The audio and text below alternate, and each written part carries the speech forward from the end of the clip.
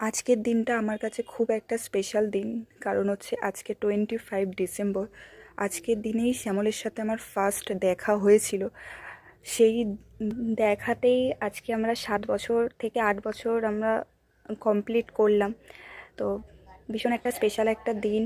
তাই জন্যই ভাবলাম ওর জন্য একটা কিছু নিয়ে যাই। এবার কি নিয়ে যাব, তাই ভাবলাম যে একটা রোজই নিয়ে যাই। তো রোজ আর একটা চকলেটই নিয়ে গেলাম ওর জন্য। আমার যতটা সামর্থ্য আমি সেইটাই করলাম। আর টাকা পয়সা দিয়ে তো কিছু হয় না, যা হয় মন থেকেই হয়।